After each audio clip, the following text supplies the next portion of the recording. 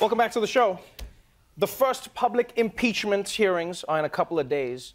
In the planning of this event, this is going to be huge. Have you thought of getting that guy who's going to come and be like, let's get ready to rumble? Have you thought of that? I was just working on getting Anna Kendrick to come join us because that will improve our ratings. It is a really, really big moment, not just for Congress, but for America as a whole.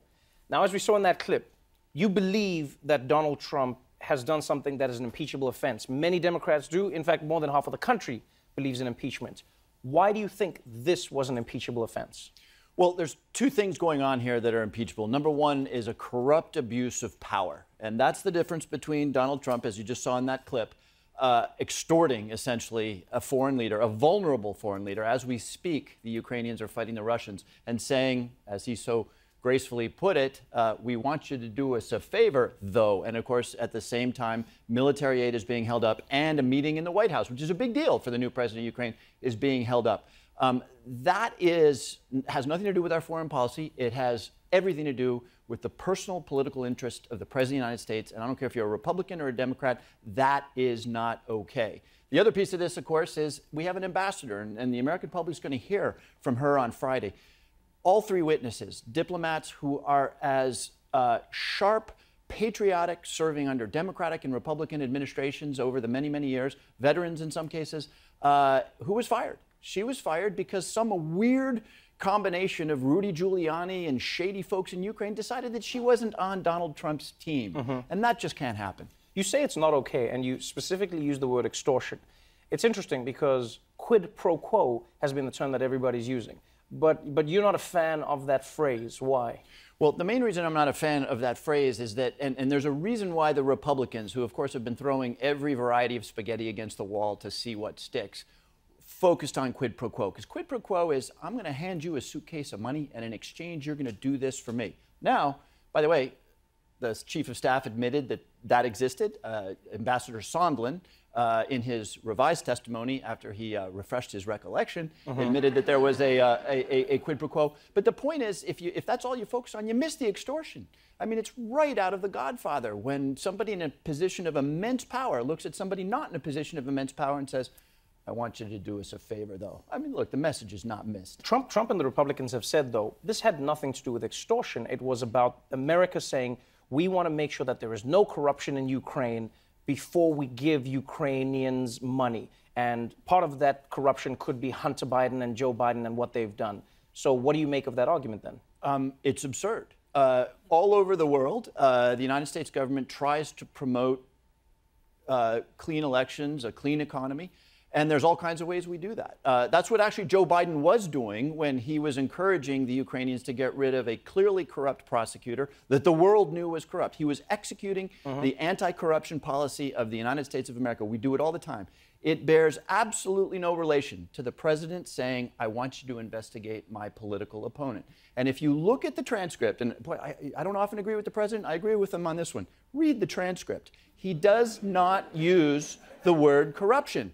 He mentions the Bidens over and over again. So we cannot lose the fact that that there is a radical difference between doing what we do all over the world, right, encouraging an end to corruption, and saying, I want you to look into my political opponent. These proceedings were happening at a pace that was dictated by the Democrats for a very long time. You know, Nancy Pelosi said, we're not going to launch a formal proceeding. We're going to take our time with the inquiry. We want to get all our ducks in a row. Some have said the Democrats have made a mistake in not waiting for Bolton as one of the most prominent note takers in the administration. Is there a reason the Democrats are doing this now? Why not wait a little bit longer and make sure you've got even more witnesses? Or is this a matter of timing is important? I think the main reason for the timing is that the facts are really not anymore in dispute. And it's funny, when Republicans are interviewed, they never say, well, this fact is clearly wrong. They say the process is ugly. They say this is not fair. They say, yeah, this is pretty bad, but it's not impeachable bad, right? So the facts are there. And of course, we'd want to hear from John Bolton. Personally, I want to hear from Rudy Giuliani, who, again, another sort of chapter of this bizarre saga where you have the president's personal lawyer. He's got no position with the United States government, running around Ukraine saying God knows what to God knows whom.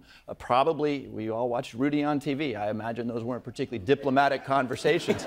I would really like to understand that, because we can't have private citizens, of course, carrying out corrupt enterprises in vulnerable countries. But the bottom line is that the facts are there, and the open hearings will make them plain to all Americans. It's interesting because America's history with open hearings has shown that, for instance, with Nixon, once those hearings became public, the swell of support for impeachment increased dramatically because people started to hear and see for themselves what the president was accused of.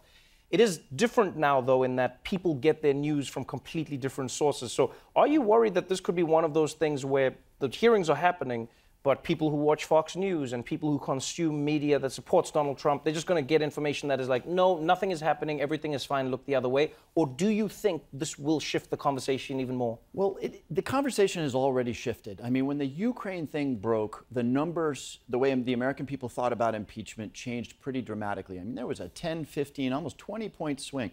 We're in a world today where some 49% of the American public thinks the president should be impeached and removed. That was not true before this Ukraine thing. That said, and here's what really worries me. Being elected to an office like the one I hold, or that the senators hold, is a profound public trust. And it's not just to the president, it's to our system, it's to the Constitution, it's to the resiliency of our democracy. And when Lindsey Graham or my Republican colleagues do everything they can to try to make it sound like this is okay, and I don't just mean the Ukraine stuff, I mean, this is the first president in our history who, before the election, said he might not recognize the legitimacy of that election. He challenges judges. He calls the press the enemy of the people. This stuff is eroding the cornerstones of our democracy. And where are my Republican colleagues in saying this is not okay? Let me ask you about the Republican colleagues. They've said it's not about that. People like Lindsey Graham have said, no, this whole impeachment thing is incorrect. This is not how you should be removing a president. A president should be removed by the people in an election. That's what they say. Let's let the American people decide, because this impeachment thing feels like a witch hunt. How do you respond to that criticism from their side? Well, the statement, so Lindsey Graham called the impeachment process illegitimate. Folks on the right are calling it a coup. This is a specifically enumerated remedy in the Constitution of the United States that we all swear to uphold for holding the president accountable. By the way, it turns out, if you read the Mueller report, that it's the only way to hold the president accountable, because under the opinion of the Department of Justice, the president can't be charged with a crime. So It is the only way, it is the constitutional way that we hold a president accountable. And so to, again, attack that process and to call it a coup, that sound you hear is the cornerstones of our system beginning to erode a little bit. Wow. It sounds like there's going to be a showdown from Wednesday onwards. America will never be the same. Thank you so much for being on the show, and good luck with the hearings. Thank you. We'll see how it all goes. Congressman Jim Hines, everybody.